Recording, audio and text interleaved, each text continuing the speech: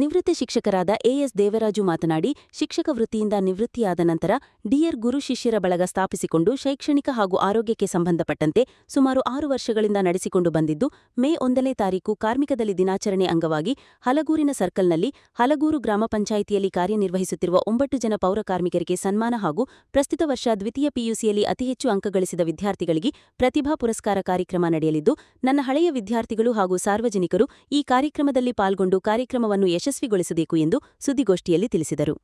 ಇದೇ ಸಂದರ್ಭದಲ್ಲಿ ಪ್ರವೀಣ್, ಮನೋಹರ್, ಡಾ ಶಂಶುದ್ದೀನ್ ಹಾಜರಿದ್ದರು. ನನ್ನ ಹೆಸರು ಎಎಸ್ ದೇವರಾಜು. ಸಾಮಾನ್ಯವಾಗಿ ನನಗೆ ಶಿಕ್ಷಣ ಇಲಾಖೆಯಲ್ಲಿ ಡಿಆರ್ ಅಂತ ಹೇಳಿದ್ರೆ ನನ್ನದು ಪ್ರಚಲಿತ. ನಾನು ನಿವೃತ್ತಿ ಶಿಕ್ಷಕ. ನಿವೃತ್ತಿ ಆದಮೇಲೆ ನಮ್ಮದು ಡಿಆರ್ ಗುರು ಶಿಷ್ಯ ಬಳಗ ಅಂತೇಳಿ ನನ್ನ ಹೆಸರಲ್ಲಿ ಒಂದು ಬಳಗವನ್ನು ಸ್ಥಾಪನೆ ಮಾಡಿಕೊಂಡು ಶೈಕ್ಷಣಿಕವಾಗಿ ಮತ್ತು ಆರೋಗ್ಯಕ್ಕೆ ಸಂಬಂಧಪಟ್ಟಂತೆ ಹಲವಾರು ಸಮಾಜ ಚಟುವಟಿಕೆಗಳನ್ನು ಕಳೆದ 6 ವರ್ಷಗಳಿಂದ ಮಾಡ್ಕೊಂಡು ಬರ್ತಾ ಇದ್ದೀವಿ. ಹಾಗೆ ಮುಂದೆ ಬರ್ತಕ್ಕಂಥ ಮೇ 1ನೇ ತಾರೀಕು ಏನು ಕಾರ್ಮಿಕರ ದಿನಾಚರಣೆ ಇದೆ, ಕಾರ್ಮಿಕರ ದಿನಾಚರಣೆಯ ಅಂಗವಾಗಿ ಹಲಗೂರು ಗ್ರಾಮ ಪಂಚಾಯಿತಿಯಲ್ಲಿ ಪೌರ ಕಾರ್ಮಿಕರಾಗಿ ಕರ್ತವ್ಯ ನಿರ್ವಹಿಸಿರ್ತಕ್ಕಂಥ 9 ಪೌರ ಕಾರ್ಮಿಕರಿಗೆ ಸನ್ಮಾನ ಕಾರ್ಯಕ್ರಮವನ್ನು ನಮ್ಮ ಬಳಗದ ವತಿಯಿಂದ ಇಟ್ಕೊಂಡಿದ್ದೀವಿ. ಹಾಗೆ ಈ ಪ್ರಸ್ತುತ ವರ್ಷ PUCನಲ್ಲಿ 3 ವಿಭಾಗ ಕಲೆ, ವಾಣಿಜ್ಯ ಮತ್ತು ವಿಜ್ಞಾನ ವಿಭಾಗದಲ್ಲಿ ಅತ್ಯಂತ ಹೆಚ್ಚು ಅಂಕಗಳನ್ನು ಗಳಿಸಿರ್ತಕ್ಕಂಥವ್ರು ಹಲಗೂರು ಹೋಬಳಿನಲ್ಲಿ.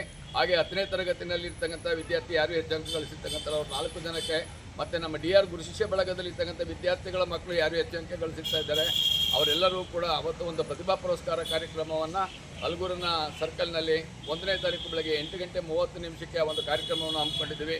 ದಯಮಾಡಿ ನಮ್ಮ ಬಳಗದಲ್ಲಿರ್ತಕ್ಕಂಥ ವಿದ್ಯಾರ್ಥಿಗಳು, ಹಾಗೆ ನನ್ನ ಹತ್ರ ವಿದ್ಯೆ ಕಲಿತಿರ್ತಕ್ಕಂಥ ವಿದ್ಯಾರ್ಥಿಗಳು ಮತ್ತು ಸಾರ್ವಜನಿಕರು ಈ ಸಮಯಕ್ಕೆ ಬಂದು ಹಾಜರಾಗಿ ಕಾರ್ಯಕ್ರಮವನ್ನು ಯಶಸ್ವಿಗೊಳಿಸ್ಕೊಳ್ಬೇಕಂತ ಈ ಮೂಲಕ ಕೋರ್ಕೊಳ್ತೇನೆ.